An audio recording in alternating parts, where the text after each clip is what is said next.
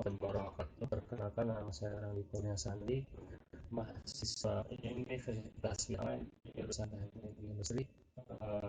Kali ini saya akan membahas beberapa rangkuman bab 3 dan 4 dari manajemen masih dan memindai lingkungan. Beberapa perusahaan telah mengembangkan sistem informasi pemasaran yang memberikan rincian mendalam kepada manajemen tentang keinginan, preferensi, dan perilaku pembeli.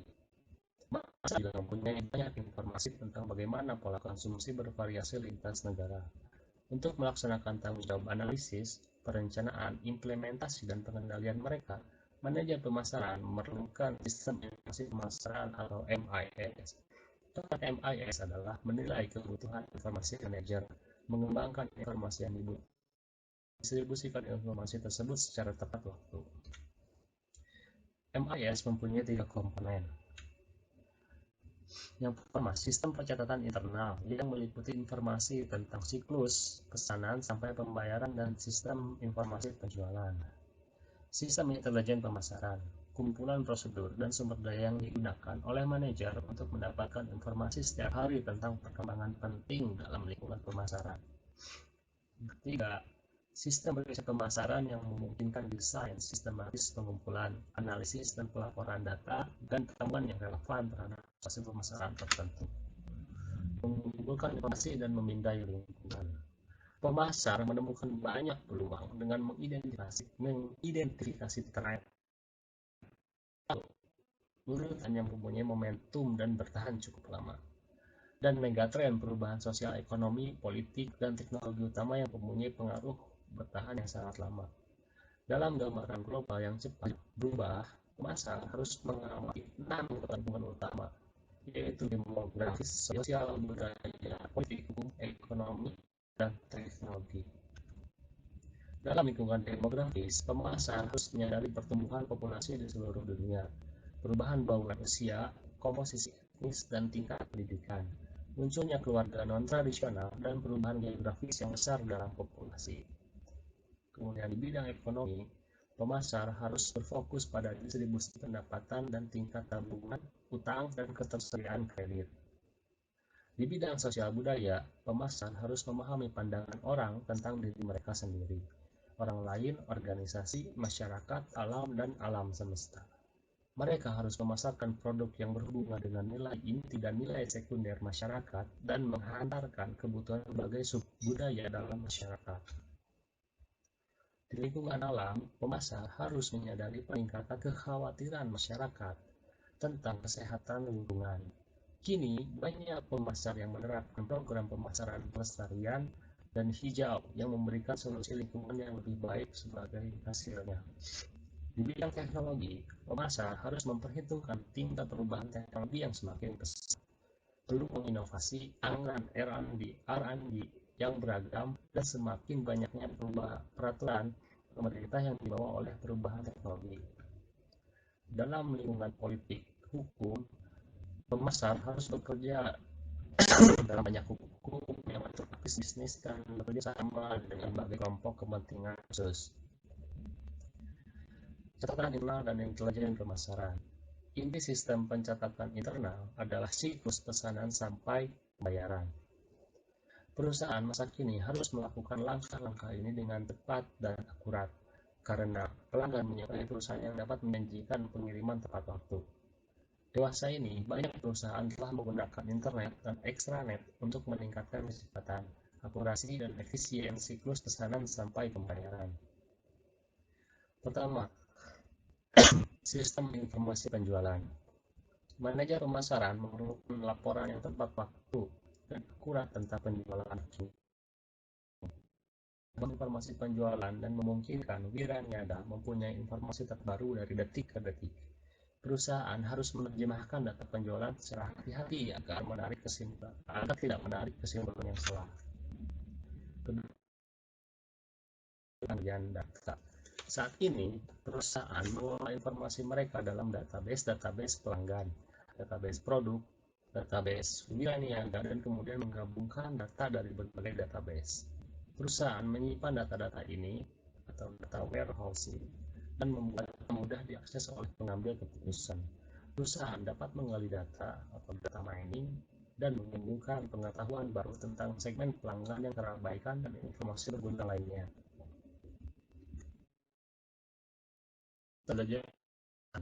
Saat ini, perusahaan mengelola informasi mereka dalam database pelanggan, database produk, database wira niaga, dan kemudian menggabungkan data dari berbagai database.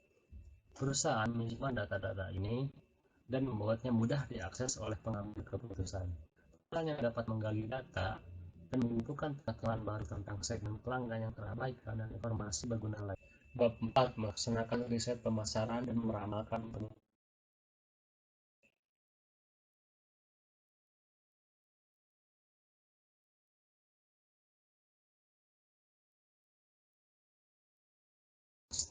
tentang bagaimana dan mengapa kita meneliti pengaruh tertentu di pasar dan apa arti hal tersebut bagi pasar.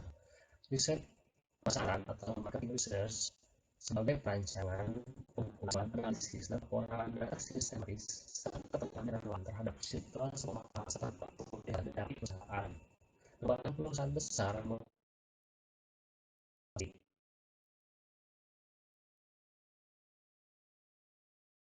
yang menentukan anggaran riset perusahaan pemasaran sebesar 1% sampai 2% dari penjualan perusahaan. Persentase perusahaan riset pemasaran dapat dibagi dalam 3 kategori. 1. Perusahaan riset yang tersindikasi.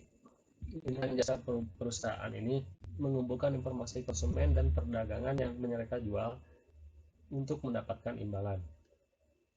Perusahaan riset pemasaran sesuai pesanan, perusahaan ini dipekerjakan untuk melaksanakan proyek khusus. Perusahaan riset pemasaran spesial ini perusahaan ini memberikan layanan riset berspesialisasi. Perusahaan kecil dapat membawa jasa dari perusahaan riset pemasaran atau mengadakan dengan cara yang kreatif seperti 1. Melibatkan mahasiswa atau profesor untuk memperbaiki pemasaran. Riset pemasaran efektif mengikuti 6 bahan berikut. 1. Definisikan masalah, alternatif keputusan dan tujuan riset. Manajer pemasaran harus hati-hati untuk tidak mendefinisikan masalah terlalu luas atau terlalu sempit untuk perisai pemasaran. Beberapa riset bersifat eksploratif. Tujuannya adalah memperjelas sifat masalah sebenarnya dan menyarankan kemungkinan solusi atau ide baru.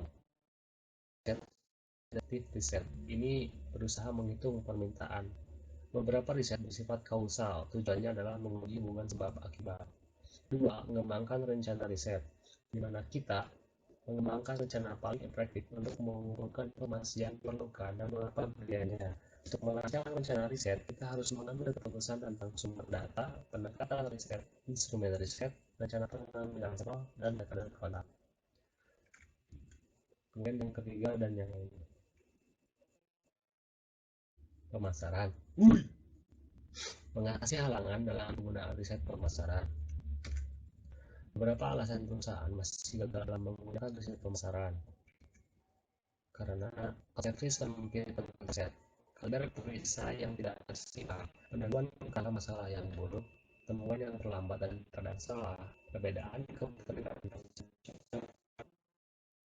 dan pengukuran permintaan. Salah satu alasan utama melakukan riset pemasaran adalah mengidentifikasi peluang pasar. Ramalan penjualan digunakan oleh Departemen Keuangan untuk meningkatkan kas yang dibutuhkan untuk investasi dan operasi oleh Departemen Manufaktur untuk menentukan kapasitas dan tingkat hasil, oleh Departemen Pembelian untuk mendapatkan jumlah persediaan yang benar, dan oleh Departemen Sumber Daya Manusia untuk memperkerjakan jumlah pekerja yang diperlukan. Peramalan penjualan didasarkan pada perkiraan permintaan. Manajer harus mendefinisikan apa yang mereka maksudkan dengan permintaan pasar, memperkirakan permintaan saat ini, dan memperkirakan permintaan masa depan. Memperkirakan permintaan saat ini dengan berdasarkan total potensi pasar adalah jumlah penjualan maksimum yang mungkin tersedia bagi semua perusahaan dalam sebuah industri sepanjang suatu periode di bawah tingkat usaha pemasaran industri dan kondisi lingkungan tertentu. Cara umum untuk memperkirakan total potensi pasar adalah mengalihkan jumlah pembeli potensial berdasarkan rata-rata kuantitas setiap pembelian dikalikan harga. Memperkirakan permintaan masa depan. Perusahaan dapat menciptakan peramalan mereka sendiri atau membeli dari sumber luar seperti perusahaan riset pemasaran yang mewawancara pelanggan, distributor, dan pihak-pihak yang berpengetahuan lainnya. Perusahaan dengan spesialisasi peramalan produksi peramalan jangka panjang dari komponen lingkungan makro tertentu, seperti populasi, sumber daya alam, dan teknologi.